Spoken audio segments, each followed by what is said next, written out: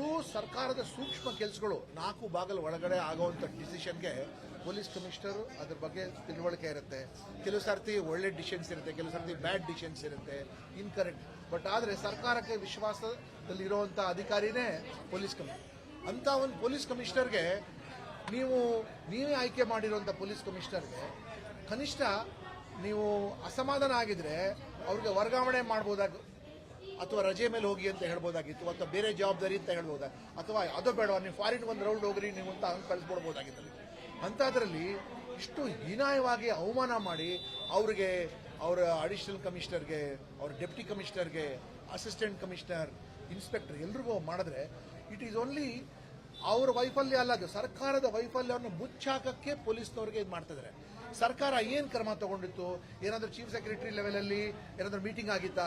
ಇಷ್ಟು ದೊಡ್ಡ ಜನದಟ್ಟಣೆ ಆಗ್ತಾ ಇದೆ, ಅದು ಫಸ್ಟ್ ಆಂಟಿಸಿಪೇಟ್ ಮಾಡಬೇಕು. ಆ ಮೂಡ್ ನೋಡಿಬಿಟ್ಟೆ ಎಮರ್ಜೆನ್ಸಿ ಮೀಟಿಂಗ್ ಇದು ನಡುವೆ ಝೂಮ್ ಗೀವೆಲ್ಲ ಅರ್ಧ ಗಂಟೆ 3/4 ಗಂಟೆ ಸರ್ಕಾರದ ಯಾವ ಸಂಪನ್ಮೂಲಗಳಿಲ್ಲ ಇಲ್ಲ ರೀ. ಬೇಕಾಗಿದ್ದಾರೆ ನಮಗೊಂದು 120 ಆಂಬ್ಯುಲೆನ್ಸ್ ಬೇಕು, ನಮಗೆ 5 ಕಿಲೋಮೀಟರ್ ಹಗ್ಗ ಬೇಕು, ನಮಗೆ CCTV ಕ್ಯಾಮ್ರಾ ಬೇಕು, ರಕ್ತದ ಬಾಟಲ್ ಇಷ್ಟು ಬೇಕು, ಹಾಸ್ಪಿಟಲ್ ಇಷ್ಟು ರೂಮ್ಸ್ ಬೇಕು, 1000 ಸ್ಟ್ರೆಚರ್ ಬೇಕು, ಪ್ರೈವೇಟ್ ಸೆಕ್ಯೂರಿಟಿ ಕರ್ಸ್ಬೇಕು, ವಾಟರ್ ಬೌಸರ್ ಬೇಕು, ನಮಗೆ ಏನೇನು ಎಕ್ವಿಪ್ಮೆಂಟ್ ಬೇಕಲ್ಲ ಕಾನೂನು ಸುವ್ಯವಸ್ಥೆ ಮಾಡೋಕ್ಕೆ. ಅವ್ರ ಸರ್ಕಾರದಲ್ಲಿ ಎಲ್ಲ ಇತ್ತಲ್ಲ, ಯಾಕೆ ಮಾಡಿಲ್ಲ? ಅದನ್ನು ತಗೊಂಡು ಹೋಗಿ ನೀವು ಪೊಲೀಸ್ ಕಮಿಷನರ್ಗೆ ಮಾಡ್ತಾರೆ. ಇಡೀ ಪೊಲೀಸ್ ಇಲಾಖೆದ ಮನೋಬಲ ಕುಗ್ಗೋಗಿದೆ. ನಾವು ಯಾರು ನಂಬಿಟ್ಟು ಕೆಲಸ ಮಾಡೋಕ್ಕಾಗತ್ತೆ? ಆಯಿತು, ರಾಜಕಾರಣಿಗಳೇ ಬೈತಾರೆ, ಚೀಮಾರಿ ಹಾಕ್ತಾರೆ, ದೂರ ಇಡ್ತಾರೆ, ಸರಿ. ಬಟ್ ಆದರೆ ಕಾಯಮಾಗಿ ಪೊಲೀಸ್ ಕಮಿಷನರ್ ತಾನೇ ರಕ್ಷಣೆ ಮಾಡೋದು ಎಲ್ರಿಗೂ. ಎಷ್ಟೋ ಸರ್ತಿ ನಾನು ಒಬ್ಬ DCP ಕೆಲಸ ಮಾಡಿದ್ದೀನಿ, ನಾವೆಲ್ಲ ತಪ್ಪು ಮಾಡಿರ್ತೀವಿ, ಪೊಲೀಸ್ ಕಮಿಷನರ್ ಸರ್ ತಪ್ಪಾಗಿದೆ, ಆಯ್ತು ಬಿಡಪ್ಪ ನಾನು ನೋಡ್ಕೊತೀನಿ, ಉತ್ತರ ಕೊಡ್ತೀನಿ ಅಂತ. ಅದಕ್ಕಿಂತ ಹಿಂದೆ ಇನ್ನೂ ದೊಡ್ಡ ದೊಡ್ಡ ತಪ್ಪುಗಳಿಗೂ ಪೊಲೀಸ್ ಕಮಿಷನರ್ ಮಟ್ಟದಲ್ಲಿ ನೀವು ಪೊಲೀಸ್ ಕಮಿಷನರ್ಗೆ ನೀವು ಹೊಡೆದಾಕ್ಬಿಟ್ರೆ, ಆಲದ ಮರನೇ ಕಡ್ದಾಕ್ಬಿಟ್ರೆ, ನೀವು ಆಲದ ಮರದ ಒಳಗಿರೋ ಬೇರೆ ಬೇರೆ ಸಣ್ಣ ಸಣ್ಣ ಪ್ರಾಣಿಗಳು, ಪಕ್ಷಿಗಳು ಯಾರ ಹತ್ರ ನಾವು ಅಂದರೆ ಈಗ ಯಾರು ಧೈರ್ಯವಾಗಿ ಕೆಲಸ ಮಾಡೋಕ್ಕೆ ಹೋಗಲ್ಲ. ಇಷ್ಟು ನಾವು ರೈಡ್ ಮಾಡ್ತೀವಿ, ಎನ್ಕೌಂಟರ್ ಮಾಡ್ತೀವಿ, ಫಾಲ್ಸ್ ಎನ್ಕೌಂಟರ್ ಮಾಡ್ತೀವಿ, ಮತ್ತೆ ಸುಮಾರು ಕೆಲಸಗಳು ನಾವು ಮಾಡ್ತೀವಿ ಸರ್ಕಾರದ ಹಿತದೃಷ್ಟಿಯಿಂದ. ಯಾರಿಗೊಬ್ಬರು ನಂಬಿರ್ತೀವಿ ಪೊಲೀಸ್ ಕಮಿಷನರ್, ಯಾಕಂದ್ರೆ ಈ ಅಧಿಕಾರಿ ವಿಶ್ವಾಸ ಸರ್ಕಾರದಲ್ಲಿದೆ. ಇವ್ರು ಏನು ಹೋಗಿ ಮುಖ್ಯಮಂತ್ರಿ ಕನ್ವಿನ್ಸ್ ಮಾಡಿದ್ರೆ ನಮಗೆ ಅಭಯ ಹಸ್ತ ಇದೆ, ಆ ಅಭಯ ಹಸ್ತಾನೆ ನೀವು ಕಡ್ದಾಕ್ಬಿಟ್ರೆ ನೀವು ಏನು ಮೆಸೇಜ್ ಕಳಿಸ್ತೀರಾ? ಇಂಥ ಎಷ್ಟೋ ಘಟನೆಗಳು ರಾಷ್ಟ್ರದಂತಾಗಿದೆ. ರಾಷ್ಟ್ರದಲ್ಲಿ ಎಷ್ಟೋ ಕಡೆ ಸ್ಟ್ಯಾಂಪೀಡ್ ಇತ್ಯಾದಿಗಳ ಯಾವ ಮುಖ್ಯಮಂತ್ರಿನೂ ಕೂಡ ತನ್ನ ಎಲ್ಲಕ್ಕಿಂತ ವಿಶ್ವಾಸದ ಅಧಿಕಾರಿಗೆ ಈ ರೀತಿ ಬಲಿ ಹಾಕಿ ತೆಗೆಯೋದಿಲ್ಲ. ಸೊ ಇದು ಕೇವಲ ದಯಾನಂದ್ ಅಂತ ಅಧಿಕಾರಿಯ ಕಗ್ಗೋಲೆ ಅಲ್ಲ, ಇದು ಸರ್ಕಾರ ಮಾಡಿರೋದು. ಈ ಪೊಲೀಸ್ ಕಮಿಷನರ್ ವ್ಯವಸ್ಥೆ ಇದಲ್ಲ, ಅದರದೇ ಕಗ್ಗೋಲೆ ಮಾಡಿಬಿಟ್ಟಿದ್ದಾರೆ. ಅಂದರೆ ಇಡೀ ಪೊಲೀಸ್ ವ್ಯವಸ್ಥೆ ಇದಲ್ಲ, ಅದು ಅಲ್ಲಾಡೋಗ್ಬಿಟ್ಟಿದೆ. ಯಾರು ನಂಬ್ತಾರೆ? ಯಾರೋ ಯಾವ ಅಧಿಕಾರಿಗಳ ಮೇಲೆ ನಂಬಕ್ಕೆ ಹೋಗಲ್ಲ. ಬಿಡಪ್ಪ ಅವ್ರಿಗೆ ಸಸ್ಪೆಂಡ್ ಮಾಡ್ದಾನೆ ನಮ್ಗೇನು ಬಿಡ್ತಾರಂತ. ಇದುವರೆಗೂ ಹೇಳ್ತಾ ಇದ್ದೀನಿ, ಎಷ್ಟು ಸರ್ತಿ ಹೇಳಿದ್ದೀನಿ, your chief minister, your deputy chief minister and home minister, ಈ 3 ಜನ ಬಿಟ್ಟರೆ ಯಾರು ಅಪರಾಧಿನೇ ಇಲ್ಲ. They are the it is criminal negligence. Home minister ಇಷ್ಟು ದೊಡ್ಡ ಇಲಾಖೆ ನಡೆಸ್ತಾರೆ, ಅವ್ರಿಗೇನು ಇದು ಬೇಡವಾ? ಸೆನ್ಸ್ ಆಫ್ ಅಸೆಸ್ಮೆಂಟ್ ಬೇಡವಾ ಅವ್ರಿಗೆ? ಉಪಮುಖ್ಯಮಂತ್ರಿ ಅವ್ರಿಗೇನು ತರಾತುರಿನ?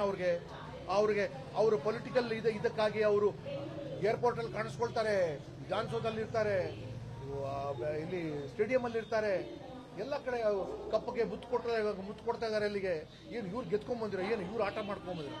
After all it is only club ಅದು. ರಾಜ್ಯದ ಪದಕನೂ ಅಲ್ಲ, ದೇಶದ ಪದಕನೂ ಅಲ್ಲ. ಸೊ ಇಷ್ಟು ತರ ಮತ್ತೆ ಮುಖ್ಯಮಂತ್ರಿಗೆ ಇದೆಲ್ಲ ಗೊತ್ತಿದ್ರು ಸಹ ಸಹಿಸ್ಕೊಂಡಿದಾರಲ್ಲ. ಯಾಕೆ ಸಹಿಸ್ಕೊಂಡಿದ್ದಾರೆ? ಈಸ್ ದ ಒನ್ ಎಲ್ಲ ಒಂದು ಘಟನೆ ಅಂತ buck stops with the chief minister, finished. ಬೇರೆ ಇನ್ಯಾರಿಗೂ ಅಲ್ಲ. ಈ ಉಳಿದವರೆಲ್ಲ ಕೆಳ ಹಂತದಲ್ಲಿ ಇರೋರು ಅಲ್ಲ. ಅವ್ರ ಮನೆಯವರೆಲ್ಲ ಎಲ್ಲ ಮಂತ್ರಿಗಳು, ಕುಟುಂಬದವರು, ಮಕ್ಕಳು, ಮೊಮ್ಮಕ್ಕಳು, ಅಳಿಯಂದ್ರು, ಅವ್ರದೇ ಕಾಟ ಅಲ್ಲಿ. ಸರ್, ಈಗ ಟೆಕ್ನಿಕಲಿ ಸಿಎಂ, ಡೆಪ್ಟಿ ಸಿಎಂ ಮತ್ತೆ ಗೃಹ ಸಚಿವರ ತಪ್ಪು ಯಾವ ರೀತಿ? Deputy CM vicarious responsibility, overall responsibility ಅವ್ರದ್ದು. Deputy CM for completely hijacking the festival without any reason. Home minister for complete negligence of his sovereign duties. ಅವ್ರದ್ದು sovereign duty ಅಂದ್ರೆ ಅವ್ರು ಬಿಟ್ಟು ಯಾರೋ ಕೆಲಸ ಮಾಡಕ್ ಆಗದೆ, ಔಟ್ಸೋರ್ಸ್ ಮಾಡಬೇಕು ಆಗದೆ ಇರ್ತಕ್ಕ ಅವರು ಕಂಪ್ಲೀಟ್ ಅವ್ರು ಯಾವ ಕರ್ತವ್ಯ ನಿರ್ವಹಿಸಲೇ ಇಲ್ಲ ಹೋಮ್ ಮಿನಿಸ್ಟರ್. ನೋಡ್ರಿ, ಇಂಟೆಲಿಜೆನ್ಸ್ ಎಲ್ಲ ಸಿಎಂ ಕೈ ಕೆಳಗಿರೋದು. ಸಸ್ಪೆಂಡ್ ಹೌದು, ಇವ್ರಿಗೆ ಜನ ತಾನೇ ಆಯ್ಕೆ ಬಂದು ಕೂಡಿಸಿರೋದು, ಜನ ತಾನೇ ಹುಡುಗಿ ಉಳಿಸ್ಬೇಕು. ದಯಾನಂದ್ ಸರ್ನ ಅಮಾನತ್ ಮಾಡ್ತಾರೆ, ಇಂಟೆಲಿಜೆನ್ಸ್ ಚೀಫ್ನ ಅದು ಹೌದು ಗಂಡಿಗೆ ಸುಣ್ಣ ಹಾಕುವಂತ ಕೆಲಸ ಕೆಲಸ. ಅದು ಅವ್ರ ವಿವೇಚನದಲ್ಲಿ ಅವ್ರು ಮಾಡಿದ್ದಾರೆ ಅಷ್ಟು. ಅವರು ಯಾರ್ಯಾರಿಗೆ ಹೆಂಗೆ ಮಾಡಬೇಕು ಅಂತ that is his decision. It's not A correct decision. Intelligence ಕೂಡ ವೆರಿ ಇಂಪಾರ್ಟೆಂಟ್ ಅಂತ. ಎಷ್ಟು ಜನ ಹಂಗೆ ನೋಡೋಕೆ ಏಜೆಂಟ್ ಸಸ್ಪೆಂಡ್ ಮಾಡ್ತಾ ಹೋಗ್ತಾರೆ, ಡಿಜಿಪಿಗೆ ಸಸ್ಪೆಂಡ್ ಮಾಡಬೇಕು, ಡಿಜಿಪಿಗೆ ಸಸ್ಪೆಂಡ್ ಮಾಡೋಕ್ಕಾಗಲ್ಲ. ಅಂದ್ರೆ ಒಂದ್ ಸರ್ತಿ ನೀವು ತಪ್ಪು ಮಾಡಿದಂದ್ರೆ ಇನ್ನೂ ಜಾಸ್ತಿ ತಪ್ಪು ಮಾಡಿ ಅಂತ ಹೇಳ್ತಾ ಇದ್ದೀರಾ ನೀವು. ಆಗ್ತಾ ಹೋಗಿದ್ದಾವೆ ಈಗ. ನೀವು ಅವ್ರಿಗೆ ಸಸ್ಪೆಂಡ್, ಅವ್ರಿಗೆ ಯಾಕೆ ಮಾಡಿಲ್ಲ, ಇವ್ರಿಗೆ ಯಾಕೆ ಮಾಡಿಲ್ಲ, ಸಸ್ಪೆಂಡ್ ಮಾಡೋದು. ಮಾಡೋದು ಹೇಗೆ ಸರ್ ಈ ಕೆಲಸ? ಯಾಕಂದ್ರೆ ಹೇಳಿದೆ ನಾನು, ಒಳ್ಳೆ judicial enquiry by sitting high court judge, sitting not retired high court judge, 3 ತಿಂಗಳ ಒಳಗೆ ಮಾಡಿಬಿಟ್ಟು ಇಮಿಡಿಯೇಟ್ ಕ್ರಮ ತಗೊಳ್ಳಿ. ಸರ್, ಈಗ ಸಿಎಂ ಡಿಸಿಎಂ ಗೃಹ ಸಚಿವರು ಹೊಣೆಗಾರರು ಅಂತ ಹೇಳ್ತಾರೆ. ಹೌದು. ಅವ್ರ ಮೇಲೆ ಯಾವ ರೀತಿ ಕ್ರಮ ಆಗಬೇಕು ಅಂತ ಹೇಳಿ ಕಾನೂನಾತ್ಮಕವಾಗಿ ಏನ್ ಕ್ರಮ ಆಗಬೇಕು sir? They should step down. ಹಂಗ ನೋಡ್ರಿ, ಇದೇ 81ನೇ ಇಸ್ವಿಲಿ ನರಗುಂದಲ್ಲಿ ಆಗಿರೋ ಎಲೆಕ್ಷನ್ ಆಗಿ ಫಸ್ಟ್ ಹೇಳ್ಬಿಟ್ಟಿದ್ದಾರೆ. ಇವ್ರು ಮೂರು ಜನ ಮೇಲೆ ಅವ್ರ high command, their high command should change them, that's all. 3 ಜನರನ್ನ 3 ಜನ should, all these 3 people should leave, they should get out. ಕಾನೂನಾತ್ಮಕವಾಗಿ ಏನ್ ಮಾಡ್ಬೇಕು ಸರ್? ಎಫ್ಐಆರ್ ಆಗ್ಬೇಕು ಅವ್ರ ಮೇಲೆ, ಏನಾಗ್ಬೋದು ಅಂತ ಹೇಳಿ? ಕಾನೂನಾತ್ಮಕವಾಗಿ ಅವ್ರ ಮೇಲೆ ಎಫ್ಐಆರ್ ಕೂಡ ಆಗಿದೆ. ಬಟ್ ಯಾರು ತನಿಖೆ ಮಾಡ್ತಾರೆ? ಮುಖ್ಯಮಂತ್ರಿಗಳ ಯಾರೊಬ್ರು ವಕೀಲರು, ಒಬ್ಬರ ಶರ್ಮಾ ಅಂತ ವಕೀಲ್ ಮಾಡಿದಾರಂತೆ ಅಲ್ಲಿಗೆ.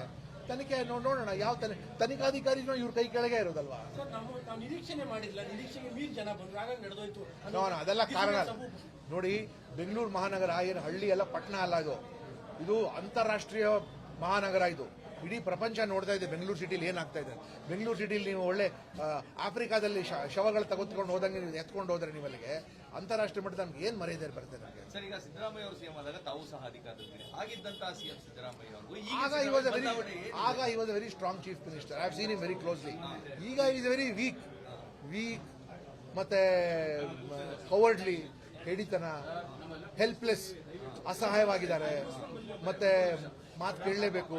So that is a separate chapter for Siddaramaiah ಅವರು ಇದನ್ನ ನಿರೀಕ್ಷೆ ಮಾಡಿದ್ರೆ ಈ ತರ ಅವ್ರಿಗೆ ಸಾಕಾಗಿದೆ ಅನ್ಸುತ್ತೆ. ಸದ್ಯ ಅವ್ರಿಗೆ ಬಿಟ್ಟರೆ ಸಾಕು ಅಂತ ಆಗಿದೆ.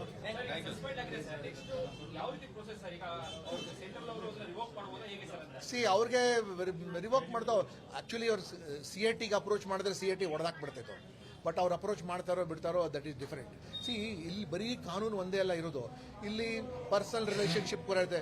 ನಾವು ನಾವು ಯಾಕೆ ಎದುರು ಹಾಕೋಬೇಕು, ನಾಳೆ CM ಚೆನ್ನಾಗಿ ನೋಡ್ಕೋಬಹುದು ನಮಗೆ ಅಂತ ಇತ್ಯಾದಿಗಳು ಅವ್ರ ಮನಸ್ಸಲ್ಲಿ ಇದ್ರೆ ಇರ್ಬೋದು. ಅದಕ್ಕೋಸ್ಕರ ಸರ್, ಫೈನಲಿ ಬೀಂಗ್ ಒಬ್ಬ ಪೊಲೀಸ್ ಆಫೀಸರ್ ಸಿದ್ದರಾಮಯ್ಯ ಅವರು ಏನ್ ಹೇಳ್ತೀರಾ ಸರ್? ಆಸ್ ಸಿಎಂ ನಾವೇನ್ ಹೇಳ್ಬೇಕು ಸ್ವಾಮಿ, ಅಷ್ಟೆಲ್ಲ ಅವ್ರ ಮುಖ್ಯಮಂತ್ರಿ 136 ಜನ MLAಗಳು ಆಯ್ಕೆ ಮಾಡಿ ಅವರಿಗೆ ಕರ್ಕೊಂಡು ಹೋಗಿದ್ದಾರೆ.